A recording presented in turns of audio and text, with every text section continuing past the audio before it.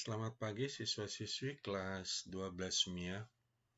Pagi hari ini, kamu akan mempelajari ulang topik-topik yang sudah dipelajari sebelumnya sebagai persiapan untuk PTS yang akan datang ini.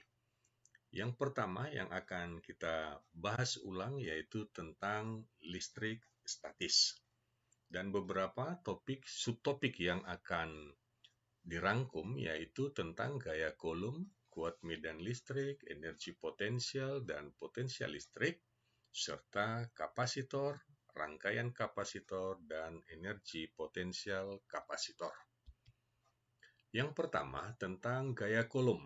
Persamaan gaya Coulomb sudah ada dan sudah kita pelajari sebelumnya. Soal ini menyatakan bahwa dua buah muatan listrik yang identik, artinya sama besar dan sejenis, berada di udara pada jarak 3 cm dan menghasilkan gaya Coulomb 360 Newton. Yang ditanyakan yaitu berapa besar gaya Coulombnya apabila jarak kedua muatan itu menjadi 6 cm. Jadi ada data yang sudah diketahui dan yang ditanya adalah F2-nya. Sebagai penyelesaiannya, yaitu kita membuat satu persamaan tentang gaya Coulomb dengan metode perbandingan. Mengapa? Karena besar muatan tidak berubah. Ya. Q1 dan Q2-nya tidak berubah, K-nya tetap. Ya. Sehingga dapat kita tiadakan. Maka sisanya adalah F1 per F2, yaitu R2 kuadrat per R1 kuadrat. Apabila kita masukkan nilainya, F1 360 Newton per F2 sama dengan R2 kuadrat, yaitu 6 cm, 6 kali 10 pangkat min 2 kuadrat, dan kemudian R1-nya 3 cm, 3 kali 10 pangkat min 2 kuadrat. Ini bisa kita perkecil, ya, 10 pangkat min 2-nya hilang, kemudian 6 per 3-nya, ya boleh kita kuadratkan menjadi 36/9 atau nilainya 4. Nah, dari sana kita peroleh nilai F2, yaitu 360 dibagi 4 sebesar 90 Newton. Artinya jaraknya semakin besar, maka gayanya akan semakin lebih kecil. Mengapa? Karena gaya berbanding terbalik dengan kuadrat jarak. Yang kedua, diberikan gambar yaitu ada 3 buah muatan listrik, Q1, Q2, dan Q3 dengan jarak 15 cm dan 5 cm. Nilai Q1 12 mikrokulom dan Q2 minus 12 mikro dan Q3 1 mikro. Berada di udara, hitung besar gaya Coulomb pada muatan Q3. Artinya, antara Q1 dan Q3 sama-sama muatan positif, berarti ada gaya tolak-menolak. Ya, tentu Q3 akan ditolak ke kanan, karena muatan positif itu arah vektor gayanya itu keluar dari muatan itu. Sedangkan kalau muatan negatif itu masuk ke dalam muatannya. Sehingga antara Q2 dan Q3 itu arahnya yaitu ke Q2, ke kiri. Ya. Nah, jadi ada dua gaya yang berlawanan bekerja pada muatan Q3. Baik, data yang diketahui, Q1 jarak R1 ke 3, jarak R1 3 ya, Q1 ke Q3 maksudnya, kemudian Q2 dan jarak R2 ke Q3, Q2 ke Q3. Dan Q3 nilainya 1 mikro. Yang ditanyakan berapa gaya yang bekerja pada muatan Q3.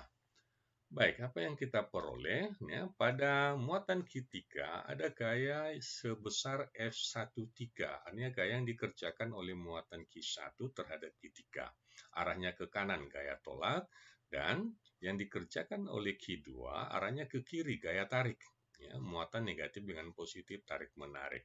Jadi ketiga ada dua gaya bekerja berlawanan arah sehingga secara vektor bisa kita kurangkan. Baik, kita hitung. Q13 dengan rumus yang sama, ya, jaraknya R13 kuadrat maka nilai yang dihasilkan yaitu gayanya 2,7 Newton.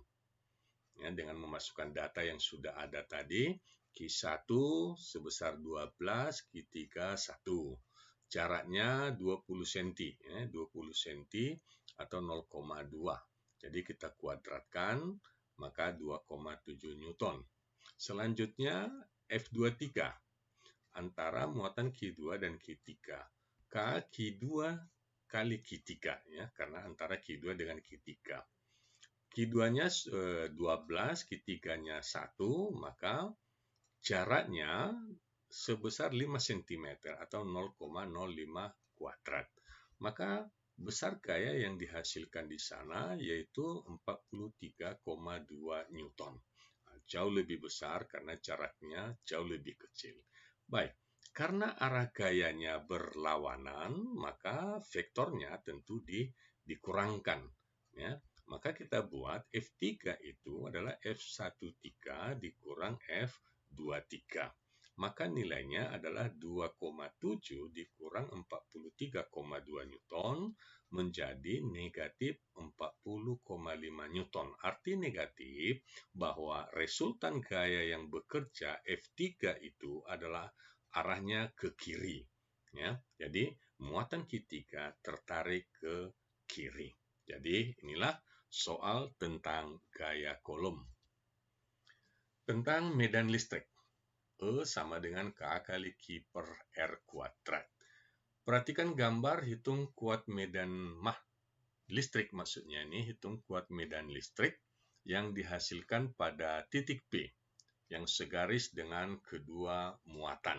Jadi antara Q1 dan Q2 terdapat satu titik P yang segaris dengan Q1, Q2. Yang diinginkan di sana yaitu akibat daripada muatan Q1 menghasilkan medan listrik. Ya. Q1 menghasilkan medan listrik ke titik P. Tentu vektor medan listriknya itu adalah arah ke kiri. Ya, arah ke kiri karena vektor dari muatan negatif itu adalah masuk ke dalam muatannya. Jadi dari titik P ke muatannya. Sedangkan dari Q2, ya, vektornya ini keluar. Ya, yang kita sudah pelajari sebelumnya, keluar dari muatannya. Maka di titik P ini juga arahnya ke luar, ya, berarti ke kiri. Jadi ada dua vektor medan listrik yang bekerja pada titik P, yaitu arah ke kiri untuk Q1 dan arah ke kiri juga untuk Q2. Baik, data yang diberikan seperti di atas sudah, kemudian ditanyakan kuat medan listrik di titik P.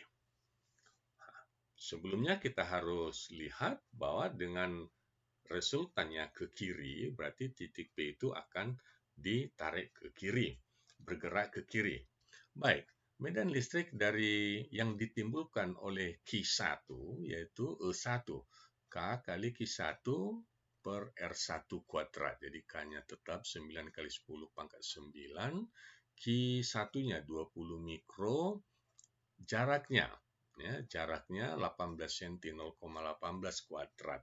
Maka medan listrik yang dihasilkan sebesar 0,55 kali 10 pangkat 7 Newton per kolom. Ya, ini dari Q1. Sedangkan yang dihasilkan oleh Q2 yaitu E2, K-nya 9 kali 10 pangkat 9, Q-nya 9 kali 10 pangkat min 6, ya. Jarak Q2 ke titik P 9 cm atau 0,09 kuadrat. Maka medan listriknya sebesar 1 kali 10 pangkat 7. Ya, lebih besar daripada E1. Ya. Kemudian resultan medan listrik pada titik P yaitu dijumlahkan. Mengapa? Karena searah. Ya, searah sehingga EP itu nilainya 1,55 kali 10 pangkat 7 Newton per kolom arah ke kiri. Jadi itulah resultan medan listrik yang dihasilkan di titik P.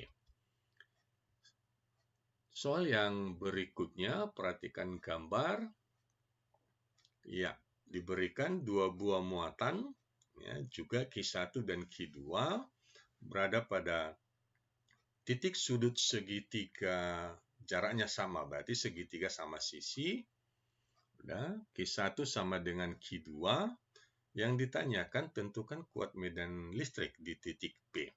Berarti medan listrik yang dihasilkan oleh Q1 ya, di titik P, yaitu arahnya lurus ke atas sebesar E1. Medan listrik yang dihasilkan oleh Q2 juga lurus arahnya dengan besarnya E2. Ya, berarti ada dua buah vektor yang memiliki sudut tertentu. Baik, dari gambaran yang sudah diberikan, ini sama sisi, berarti sudut masing-masing sudutnya ini sebesar 60 derajat. Kita lanjutkan. Data yang diketahui, yang ditanyakan kuat medan listrik di titik P. Baik, jawabannya kita lihat gambaran yang tadi, medan listrik yang ditimbulkan oleh Q1 ini, E1P, yang ditimbulkan oleh Q2, E2P, dan dua vektor ini menghasilkan resultan. Nah, resultan inilah yang kita sebut dengan medan listrik di titik P. Selanjutnya sudutnya ini masing-masing 60 dan ini berseberangan, maka ini juga sudutnya 60. Jadi, dua buah vektor E1, E2 yang membentuk sudut theta 60 derajat menghasilkan resultan EP. Maka kita akan mempergunakan persamaan untuk vektor kosinus. Masing-masing terlebih dahulu kita hitung karena nilainya sama, ya, Q1-nya dan Q2 sama, jaraknya juga sama, maka medan listriknya juga pasti sama. Dan kita masukkan angkanya, maka masing-masing muatan menghasilkan medan listrik sebesar 3 kali 10 pangkat 5. Jadi E1 dan E2 3 kali 10 pangkat 5. Baik, persamaan kosinusnya untuk menentukan EP. Ya, EP sama dengan E1P kuadrat tambah E2P kuadrat tambah 2 kali E1P kali E2P kali cos theta. Jadi ini persamaan kosinus. Ya, matematisnya ini sudah biasa. Ya, kita masukkan angkanya. Ketika kita masukkan angkanya, maka kita akan dapatkan hasil daripada akar ini semua, yaitu 27 kali 10 pangkat 10. Jadi akar daripada 27, ya, bisa kita buat, yaitu 3 akar 3.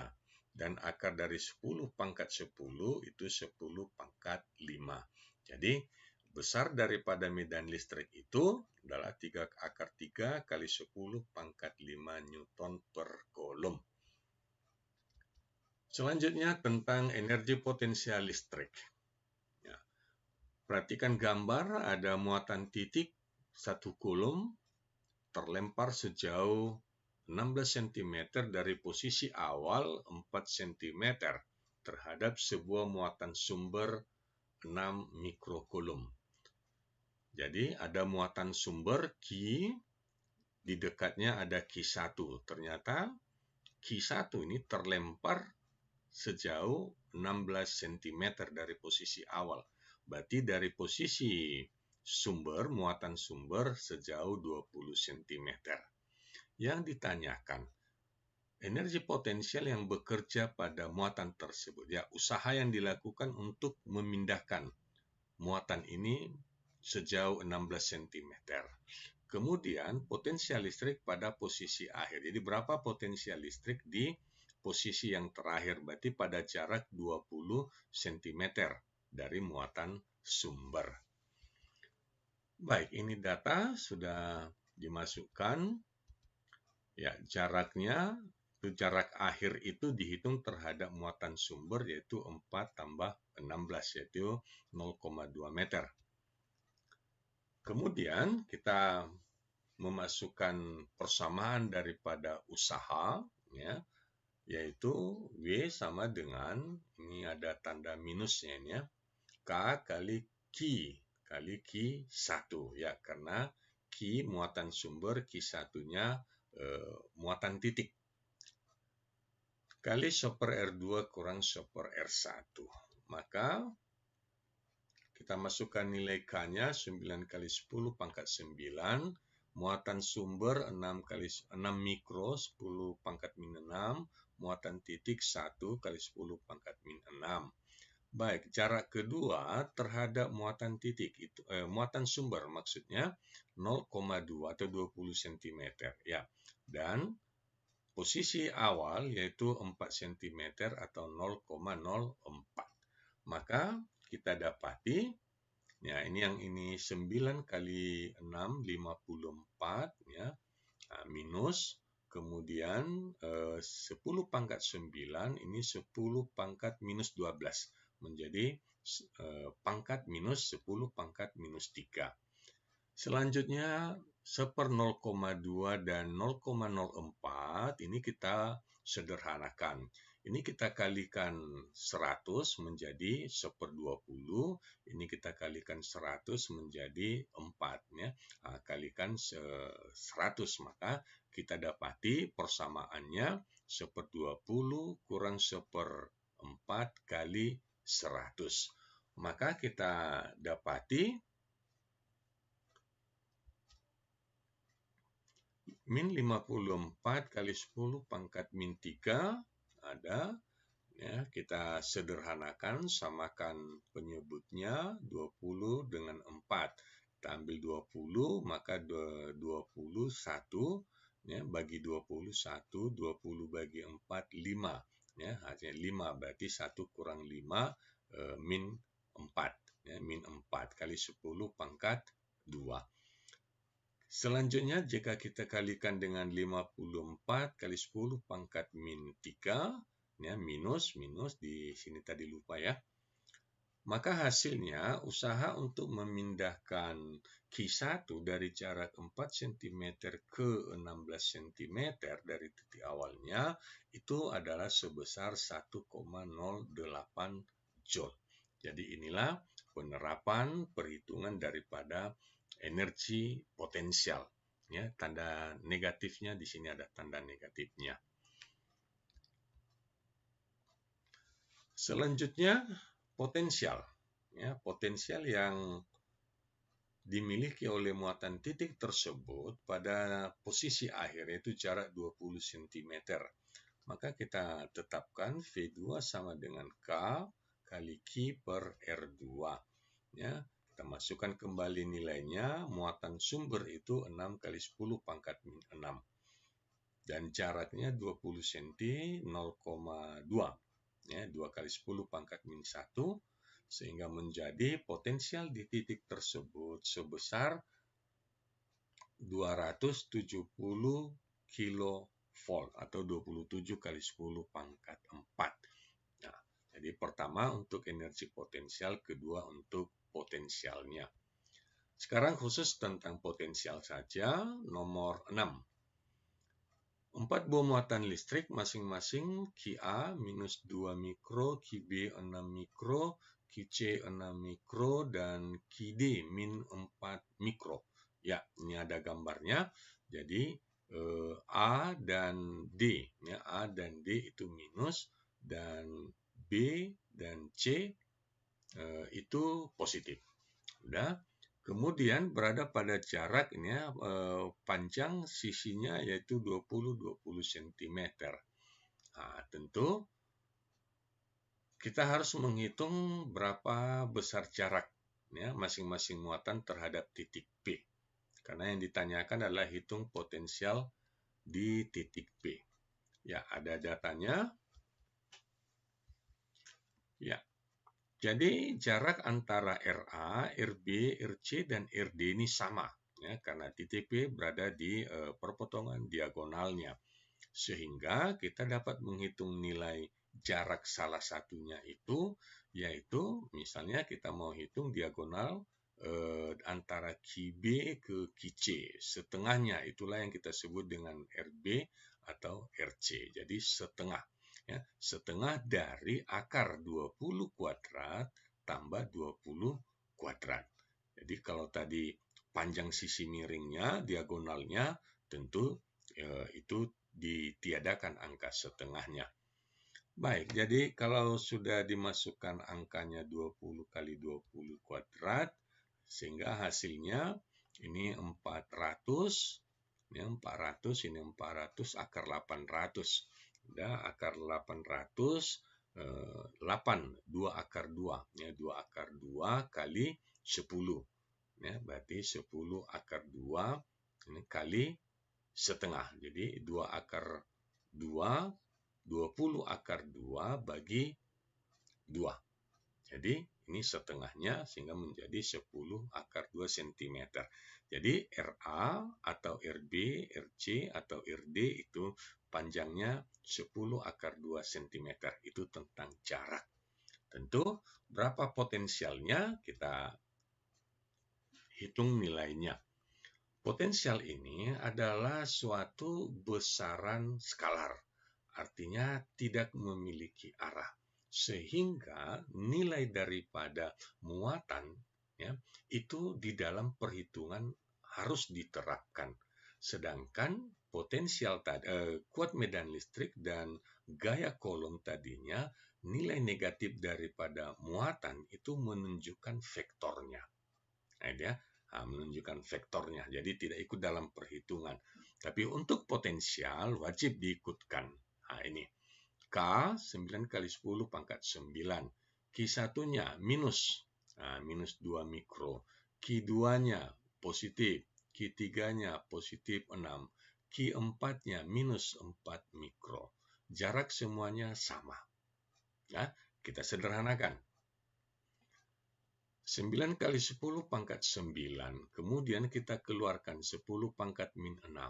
Kita keluarkan 0,14. Sehingga tinggal min 2 tambah 6 tambah 6 kurang 4. Nah, baik. Jadi hasil perhitungannya 9 kali 10 pangkat 9 atau 9 bagi 0,14, ya, 0,64. Ya, sedangkan 10 pangkat 9 dan min 6 berarti pangkat 3. Ya, 0 pangkat 3. Jadi 9 kali bagi 0,14. Ya, 9 bagi 0,14, 0,64 kali 10 pangkat 2. Ya, 10 pangkat 2. Baik, selanjutnya kita lihat min 2 tambah 6 tambah 6 kurang 4 berarti sisanya 6. Ya, sisanya 6. Maka hasil perkaliannya menjadi potensial ya di titik P itu adalah 3,85 kali 10 pangkat 5 volt atau 0,385 megavolt. Jadi itulah potensial yang dihasilkan oleh 4 buah muatan listrik di perpotongan diagonalnya. Selanjutnya kita mempelajari tentang potensial pada bola konduktor, bola berongga. Ya, kita sudah pelajari sebelumnya tentang bola berongga ini. Ada muatan pada bola berongga 0,3 mikrokulom menghasilkan potensial listrik pada jarak 0,5 meter dari permukaan bola sebesar 2 kilovolt. Nah, yang ditanyakan berapa jari-jari bola tersebut dan berapa potensialnya.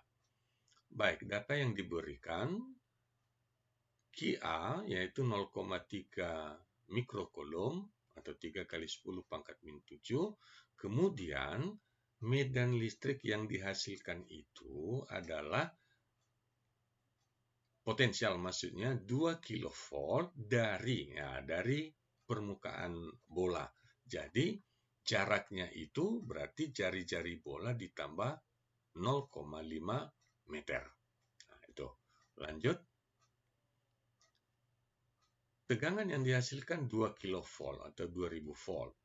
Yang ditanyakan berapa jari-jari dan berapa potensial di dalam bola. Ya. Nah, baik. Lihat gambarannya, ini yang pernah kita pelajari sebelumnya. Kalau ini bola konduktor, bola berongga, maka ini kosong di tengahnya. semua muatan berada di permukaan bola. Maka potensial di dalam bola sampai daripada permukaan bola ini yang warna biru itu potensialnya sama. Nah, dari permukaan bola keluar itu baru potensialnya menurun. Nah, ini. Tadi yang diketahui bahwa pada jarak 0,5 meter itu ada 2 kilovolt. Berarti dari permukaan bola ini keluar ada 0,5 meter potensialnya 2 kilovolt. Nah, untuk menghasilkan itu berapa jari-jari daripada bolanya? Karena dalam bola ada muatan listrik sebesar 0,3 mikrocoulomb. Nah, baik kita coba lihat. Potensial listrik yaitu 2000 volt untuk jarak X. Nah, ini jarak X. Maka muatannya 3 kali 10 pangkat min 7. Maka kita dapati X-nya yaitu 27 kali 10 pangkat 2. Ya, ini 9 kali 3, 10 pangkat 9 kali 10 pangkat min 7, maka 10 pangkat 2. 9 kali 3, 27. Dibagi 2000.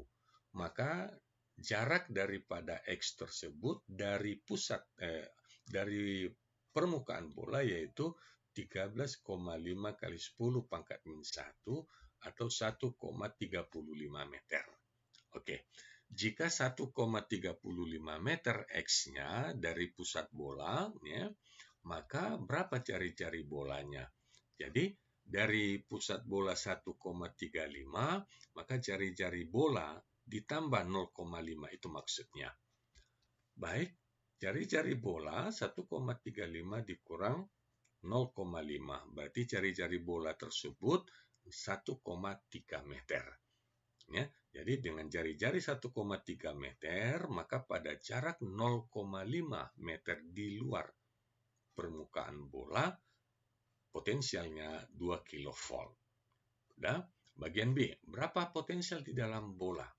Nah, seperti kita lihat, di dalam bola sampai di permukaan bola, potensialnya itu sama, yaitu Q per R, RB. Di sini kaki per R. Jadi jari-jarinya tadi 1,3. Muatannya 3 kali 10 pangkat min 7, maka potensialnya 20,7 kali 10 pangkat 2 volt atau 2,07 kilovolt. Jadi kalau kita lihat bahwa di dalam bola sampai di permukaan bola potensial 2,07 kilovolt, kemudian sampai di jarak 0,5 potensialnya 2 kilovolt. Jadi terjadi penurunan seperti grafik ini. Ya, terjadi penurunan daripada potensial listrik. Selanjutnya kita akan melihat sifat medan listrik dan potensial listrik pada alat listrik atau komponen listrik yang kita sebut dengan kapasitor. Tahap pertama kita akan membahas soal kapasitor tentang dimensinya, ukuran daripada kapasitor itu sendiri. Ya, sebuah plat sejajar luas plat 40 cm2 diisi muatan listrik. Ketika di sisi bahan dengan tetapan dielektrik 3, kapasitasnya 53,1 milifarad. Tentukan jarak kedua plat tersebut. Baik, ya, luas permukaan plat itu adalah 40 cm2 atau 4 kali 10 pangkat min 3. Permeabilitas relatifnya atau bahan dielektriknya itu 3. Kemudian kapasitasnya, ya, kapasitas ketika di sisi bahan yaitu 53,1 pikofarad. Ya, bukan milifarad, pikofarad, ya. Nah, pikofarad, dan yang ditanyakan berapa jarak kedua platnya. Baik, ketika dia berisi bahan dielektrik dengan tetapan 3, maka nilainya yaitu 53,1 pikofarad, ya, pikofarad. Ya, maka bisa kita lihat berapa kapasitasnya ketika dalam keadaan kosong. Nah, itu maksudnya, ya, C0-nya. Jadi dalam keadaan kosong ternyata kapasitas daripada kapasitor itu adalah 17,7 kali 10 pangkat min 12 farad atau 17,7 picofarad. Jadi ketika kosong 17,7, ketika disisip bahan dielektrik terjadi penguatan 3 kali lipat menjadi 53,1. Baik, selanjutnya dalam keadaan kapasitas mula-mula itu 17,7 kali 10 pangkat min 12, maka dapat kita tentukan berapa jarak kedua plat dengan persamaan C0 sama dengan epsilon 0 A per D. Jadi D-nya yang kita mau hitung. D itu sama dengan epsilon 0 A per C0-nya. Epsilon 0 yaitu tetapan, ya, permeabilitas udara 8,85 kali 10 pangkat min 12. A-nya 4 kali 10 pangkat min 3 dan C0-nya 17,7 kali 10 pangkat min 12. Maka ya, dari hasil perhitungan itu diperolehlah bahwa jarak kedua plat yaitu 2 kali 10 pangkat min 3 meter atau 2 mm jarak antara kedua plat sejajarnya. Selanjutnya rangkaian kapasitor. Jadi di sini sifat kapasitor apabila disusun seri dan disusun paralel atau gabungan seperti gambar. Ya, ini pernah diberikan contoh soal. Jadi seperti gambar ini ketika ini dirangkai seri paralel lebih dahulu, kemudian hasilnya itu di seri, maka nilai kapasitas kapasitornya bisa kita tentukan. Soal menginginkan yaitu berapa muatan pada kapasitor C3 dan tegangan pada kapasitor C3. Apabila C1-nya 4 mikro, C2 6 mikro, dan C3-nya 5 mikrofarad. Dihubungkan pada tegangan 12 volt. Baik, data sudah diberikan, Q3 dan V3 itu yang ditanya. Yang pertama, untuk menentukan nilai muatan, maka kita harus tentukan terlebih dahulu berapa kapasitas keseluruhan daripada rangkaian ini. Ya. Dan langkah pertama yaitu kapasitor paralel ini kita harus selesaikan sehingga ada kapasitor penggantinya dengan metode CP sama dengan C1 tambah C2. Jadi kalau paralel kapasitasnya itu dijumlahkan. Maka menjadi 4 tambah 6, berarti 10 mikrofarad. Ya. Nah, ini nilai paralelnya. Kemudian, ya, paralelnya tadi ada penggantinya 10 mikrofarad seri dengan C3. Nah, maka kita dapatkan C totalnya. Ya, C totalnya sebesar 1/C3. C total sama dengan 1/CP tambah 1/C3. CP-nya yaitu yang paralel tadi 10 pangkat min 6, kemudian C3 5 kali 10 pangkat min 6. Ya, maka kita peroleh nilai daripada totalnya yaitu 3/10 kali 10 pangkat min 6 atau C totalnya 3,3 mikrofarad. Ya, 3,3 mikrofarad. Jadi kita sudah dapati C totalnya, maka bisa kita hitung berapa muatan totalnya. Ya. Muatan totalnya tentu kita dapati dari persamaan daripada kapasitor C sama dengan Q per V. Sehingga Q sama dengan C kali V. Jadi Q-nya, muatan totalnya, C-nya 3,3 kali 10 pangkat min 6 kali V yaitu sumber tegangan 12 volt. Maka muatan total yaitu 39,6 kali 10 pangkat min 6 kolom. Nah, ini ya. Jadi dari sifat rangkaian ya, kapasitor, maka kita dapat melihat bahwa muatan total ini adalah muatan yang dimiliki oleh C1, C2, dan C3. Nah, nilai daripada muatan total, maka CP, ya, pengganti di sini, seri dengan C3, itu nilai muatannya sama. Ya, jadi muatan QP, ya, muatan QP yang disimpan pada kapasitor 1 dan 2, itu sama dengan Q3 dan sama dengan Q total. Karena ini sifat kapasitor, ya, sifat muatan kapasitor jika dirangkai seri, maka muatannya sama besar. Jadi dari yang diinginkan tadi, berapa muatan pada kapasitor C3, maka muatannya sama dengan muatan kapasitor total, muatan total yang tersimpan dalam kapasitor. Demikian juga dengan QP. Nah, selanjutnya, berapa potensialnya? Udah. Nah, dari persamaan kapasitor juga ya kita tinggal mengganti posisinya V3 menjadi Q3 per C3. Maka kita dapati muatannya sudah ada 39,6 dan C-nya 5, sehingga tegangan pada kapasitor C3 sebesar 7,92.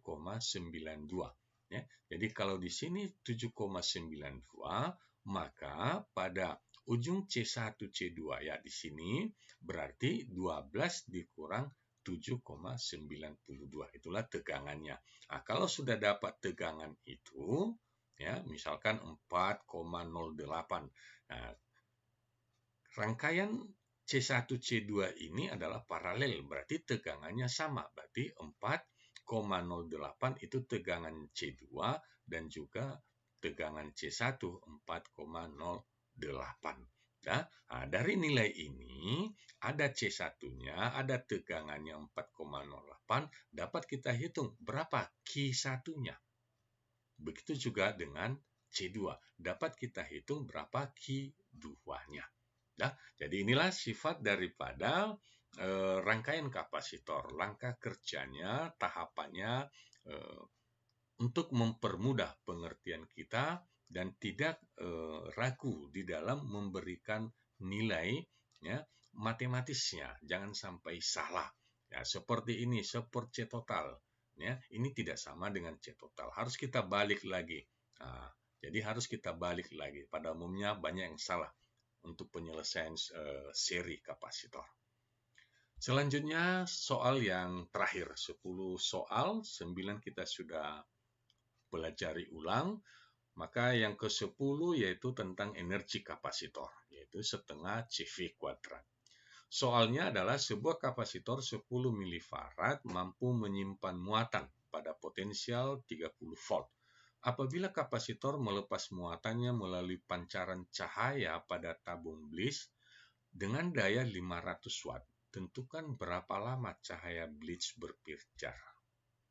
Ya, C-nya kapasitornya 10 milifarad atau 1 kali 10 pangkat min 2 farad. Kemudian potensialnya 30 volt dan daya keluarannya yaitu 500 watt. Yang ditanya berapa lama lampu berpijar.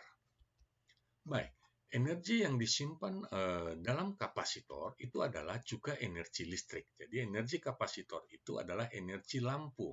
Ya, lampu blitznya. Jadi jika energi kapasitor itu setengah CV kuadrat, ya, maka energi daripada lampu itu adalah P kali T. W sama dengan P kali T. Jadi energi kapasitor sama dengan energi daripada lampu blitznya. Selanjutnya kita masukkan angka, ya, setengah, C-nya 1 kali 10 pangkat min 2. Potensialnya 30 kuadrat, ya, dan daya outputnya 500 watt. Berapa lama bisa berpijar itu lampu blitznya? Ya, diperoleh hasilnya ya 900, 9 kali 10 pangkat 2, maka dengan pangkat min 2 habis, maka 9 kali 1 bagi 2 menjadi 4,5. Jadi 4,5 sama dengan 500 T. Maka lamanya T-nya yaitu 4,5 per 500 atau 0,9 kali 10 pangkat min 2 atau 9 milidetik. Jadi ketika blitznya berpancar itu hanya dalam waktu 9 milidetik, maka dia akan padam kembali. Jadi inilah energi yang tersimpan dalam kapasitor, yaitu energi listrik ya, yang bisa dimanfaatkan dalam kehidupan sehari-hari. Sampai di sini pembelajaran kita. Terima kasih atas perhatian kamu. Sampai jumpa pada pembahasan soal berikutnya, yaitu medan magnet.